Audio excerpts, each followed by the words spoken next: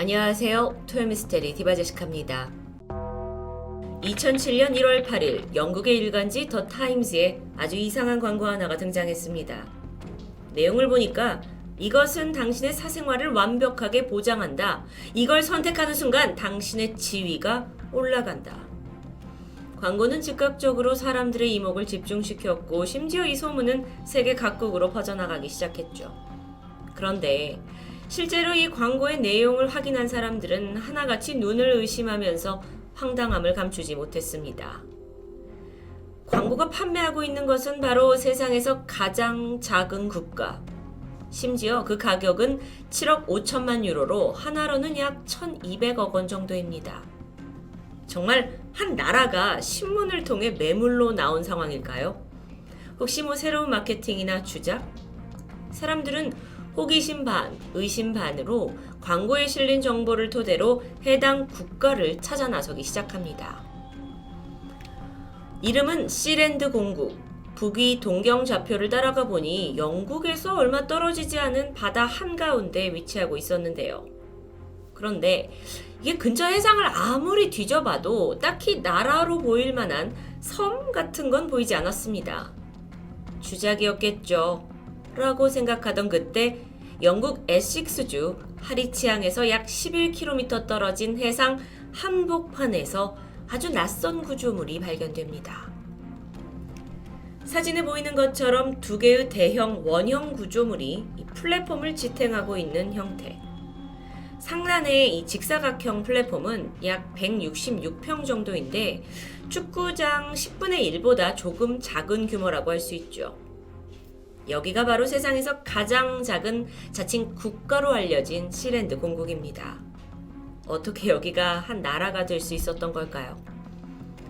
때는 2차 세계대전, 적국의 수많은 폭격기가 영국을 향해 날아왔고 이때 영국은 인근 해상에 요새를 다수 건설하기 시작했습니다. 시랜드 공국이라고 지금 주장하는 이 구조물 역시 그때 당시 지어졌고 이름이 러프 요새, 해상 요새 중에 하나였죠. 이곳에서는 약 150명에서 300명의 병력들이 주둔하고 있었습니다. 이들의 주 업무는 인근에 접근하는 독일군을 감시하는 것이었죠. 하지만 1945년 전쟁이 끝나고 이곳은 다른 요새들과 마찬가지로 무관심 속에 방치됩니다. 그렇게 다시 한참의 시간이 지난 1960년대, 당시 영국에서는 해적 라디오라는 게 성행했습니다. 해적 라디오는 정식 면허를 가지고 허가받지 않은 주파수를 이용해서 방송을 송출하는 것을 의미하는데요. 단속을 피하기 위해서 주로 배에 송신기를 달아서 바다 위에서 방송을 했기 때문에 해적이란 이름이 붙었습니다. 일부는 정치적인 내용을 다루기도 했지만 대부분은 대중들이 듣고 싶어하는 로큰롤 같은 음악을 하루 종일 트는 방송들이었죠. 무엇보다도 심의가 없다 보니 마음껏 상업 광고가 가능했고 또 그게 주된 돈벌이였습니다. 오늘날로 치면 약간 팟캐스트와 비슷하다고 볼 수 있죠. 그 당시 영국에서만 청취자가 하루에 1,000만 명가량이었다고 전해지니 어느 정도 인기 있는 방송인 것 맞습니다. 그런데 영국의 육군 소령 출신으로 전역한 후에 해적 라디오를 운영하고 있던 바로 이 남성, 패디 로이 베이츠. 1967년 어느 날 그는 우연히 TV에서 나온 전쟁 다큐멘터리를 보다가 그 2차 세계대전 때 사용했던 해상 벙커를 떠올리게 됩니다. 어라, 여기는 해적 라디오를 그 누구의 방해도 받지 않고 진행하기에 아주 적격한 곳이죠. 심지어 그 중에서도 러프 요새 같은 경우는 영국 영해 밖이라서 본국의 감섭을 피할 수 있을 것 같았습니다. 이후 그는 곧장 러프 요새를 향했죠. 하지만 당시 영국은 그 해적 라디오에 대한 규제를 점점점 더 강화하고 있었던 터라서 결국에 여기서 라디오 송출의 계획은 물거품이 됩니다. 하지만 그는 포기하지 않고 더 큰 결심을 하게 되는데 바로 이 러프 요새를 자신만의 나라로 만들겠다는 것이었죠. 그는 여기에 시랜드라는 이름을 붙이고는 자신을 로이 1세라고 명했습니다. 이후 가족을 비롯해서 약 20명 정도 되는 사람들을 이끌어 이곳에 정착해 거주하기 시작합니다. 국가 선언은 그렇다 쳐도 상식적으로 어떻게 망망대해 이 한복판에서 사람이 생활을 할 수 있었던 걸까요? 내부를 좀 살펴보면 일단 기둥 위에 세워진 이 플랫폼에는 거주자들을 위한 공간이 마련되어 있습니다. 약 10명 정도를 수용할 수 있는 방이 있고요.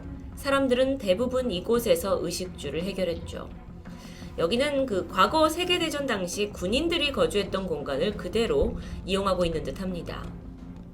게다가 보시는 이 사진은 내부 복도의 모습입니다. 꽤 깔끔하게 정돈이 되어 있죠. 다음 이 사진은 주방인 듯 보이는데요. 꽤 아늑하게 꾸며져 있습니다. 이 모습은 한쪽에 거주하고 있는 사람들이 쟁여놓고 먹을 수 있는 통조림 음식이 잔뜩 쌓여 있습니다. 시랜드, 비록 작은 국가였지만 거주자들에게는 나름의 신분증도 발급했습니다. 그리고 놀랍게도 자신들만의 화폐까지 발행했죠. 게다가 플랫폼 한쪽에는 헬리콥터 착륙장을 만들어서 외부에서 필요한 자원을 조달했습니다. 뭔가 약간 국가다운 시스템이 점점 더 갖춰가는 것 같죠. 그렇게 국기와 인장, 우표, 여권까지 자체 제작하면서 정말 정식 국가로서의 구색이 점점 맞춰져 갑니다. 국기를 보시면 빨간색에 검은색, 흰색 줄무늬로 되어 있고 이 왕실, 그러니까 로이 1세라고 부르는 그의 왕실 문장에는 바다에서 자유라고 적혀 있어요. 물론 이런 작업이 진행되는 동안 다른 국가들, 특히 가장 가까운 영국에서조차 시랜드의 존재를 전혀 눈치채지 못하고 있었습니다. 그러던 1968년 베이츠 일가가 시랜드를 세운 지 1년쯤 되던 해입니다. 인근을 정찰하고 있던 영국 해군이 우연히 요새에서 움직이는 사람을 포착하고는 가까이 접근했죠. 그 당시 경비를 보고 있던 사람은 베이츠 공작의 아들 마이클이었는데 위협을 느낀 그는 영국 해군을 향해 총을 난사했고 이 사건으로 인해 시랜드의 존재가 세상에 알려집니다. 당연히 영국 해군은 발칵 뒤집혔고요. 베이츠 일가를 퇴거시켜야 한다 라면서 복잡한 재판까지 진행되죠. 그런데 판결 결과는 예상 밖이었습니다. 시랜드가 위치한 곳이 그 당시로서는 엄밀히 영국의 영해 밖이었기 때문에 영국이 어떤 권리를 주장할 수 없다는 것이었죠. 그렇게 시랜드는 독립적인 국가에 한 발 더 가까워지는 듯 했습니다. 하지만 국가라는 건 모름지기 재정이 있어야 돌아갑니다. 시랜드는 자체적으로 재정을 마련할 수 있는 어떤 자원 같은 게 전혀 없었기 때문에 점점 어려움에 처할 수밖에 없어요. 그러던 중 이들이 생각한 산업이 뭐냐면 바로 관광업. 워낙 특이한 곳이기 때문에 외국인 관광객을 유치해서 돈을 벌겠다는 계획입니다. 그러던 1978년 독일의 한 사업가들이 비즈니스의 일환으로 시랜드 공국을 방문하게 되고요. 로이 1세, 즉 베이츠를 설득해서 이 시랜드 공국을 호텔과 카지노로 만들자고 제안합니다. 하지만 이때 베이츠가 제안을 거부하게 되고 이후 독일인 사업가들이 갑자기 돌변하더니 무력으로 시랜드를 점령하려고 했죠. 이들은 로이 1세가 잠시 자리를 비운 사이 아들 마이클을 포로로 잡고 무단으로 구조물을 점거합니다. 너무도 작은 국가긴 하지만 이건 엄연히 외부 침공을 당한 겁니다. 그런데 이때 시랜드에 거주하던 국민 약 20명 정도가 힘을 합했고 무기와 헬리콥터를 이용해서 마이클을 구해내는데요. 그리고는 역으로 그 외국인들을 인질로 잡아뒀죠. 이 사건은 지금까지 시랜드 역사상 유일한 독립운동으로 기록됩니다. 이후에 독일 정부는 이 시랜드에 붙잡혀 있는 자국의 인질들을 빼오기 위해서 외교관을 파견해야 했고요. 또 그 협상에 꽤 공을 들였다고 전해집니다. 시랜드가 인질 석방의 조건으로 시랜드 공국의 국가를 인정해라 라고 요구했지만 이건 받아들여지지 않았습니다. 자, 이런 일련의 사건을 겪으면서도 결국 전 세계에서 시랜드를 정식 국가로 인정한 나라는 한 곳도 없습니다. 일단 국가가 형성되기 위한 3가지 조건이라고 알려진 건 정부, 국민, 영토죠. 그런데 시랜드는 UN 국제법상 인공구조물을 영토로 인정하지 않기 때문에 그 조건에 부합하지 않는 겁니다. 어쨌든 우여곡절 끝에 독일로부터 간신히 국가를 지켜낸 로이 1세는요. 이후 자신의 아들인 마이클에게 통치권을 넘겨주게 되죠. 그렇게 2대 공작이 된 마이클은 아버지를 이어받아 시랜드를 대성시키겠다고 다짐합니다. 그래서 수도도 제정하고 여권도 만들어내고 국가대표 축구팀까지 결성하면서 상당히 어떤 애를 쓰게 되는데 이때 예상치 못한 문제에 봉착합니다. 시랜드에서 발행된 이 여권이 국제 범죄자들의 표적이 된 겁니다. 시랜드가 워낙 알려지지 않은 나라였기 때문에 여권을 위조한다는 것 자체가 쉬웠고 불법 여권이 만들어지면서 이게 악용되기 시작한 겁니다. 물론 워낙 거주민이 얼마 없어서 실제로 발행된 정식 여권은 30여 개에 불과하지만 나중에 추적을 해보니 시랜드 공국 이름으로 위조된 여권이 무려 15만 장에 달했어요. 심각한 범죄에 연루될 수 있다라는 문제가 생기게 되자 1997년 시랜드는 결국 자국의 여권을 말소시킬 수밖에 없었죠. 문제는 이게 끝이 다가 아닙니다. 과거에는 영토부터 3해리까지의 바다만 국가의 소유로 인정됐는데요. 현재는 그 영의 범위가 국제법상 12해리까지 확대된 상태입니다. 그렇게 개정이 바뀐 후 시랜드는 법적으로 영국의 영해 안에 포함되어 버렸고요. 이후 영국과의 끊임없는 다툼으로 골머리를 썩게 되죠. 상황이 이렇다 보니 그 거주민들, 그러니까 국민들도 안전함을 느끼지 못하고 지쳐가던 차 하나둘 시랜드를 떠나게 됩니다. 엎친 데 덮친 격으로 2006년 6월 23일에는 이 노후된 발전기로 인해 화재가 발생해서 일부가 사망했고요. 그들이 국토라고 부르는 이 플랫폼 대부분이 불에 타면서 정말 초유의 위기를 맞게 되죠. 다행히 몇 달 후에 재건에 성공하긴 했지만 이미 시랜드는 엄청난 재정난을 겪고 있던 터였습니다.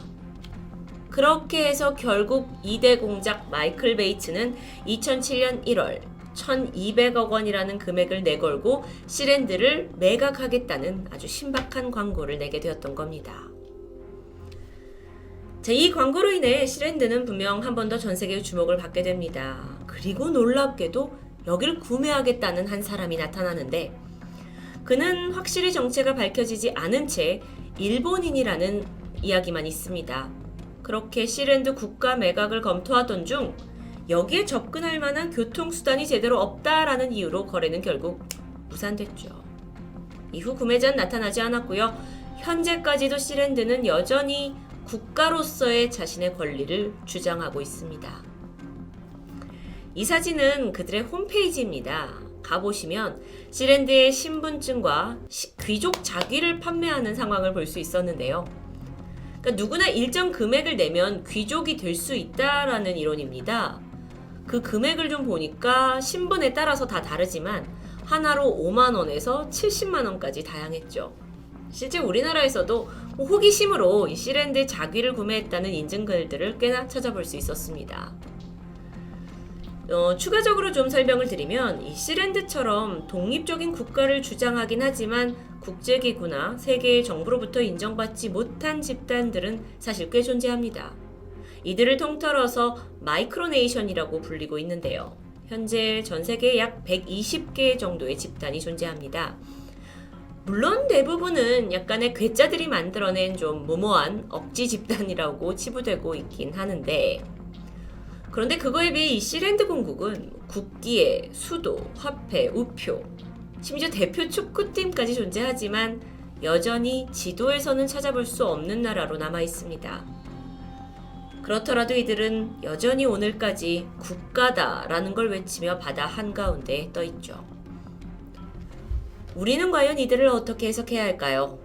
나라를 지키겠다는 애국자들일까요? 아니면 나만의 통치와 권력을 원하는 무대뽀들로 봐야 할까요? 물론 여러분의 판단입니다. 토요미스테리 디바제시카였습니다.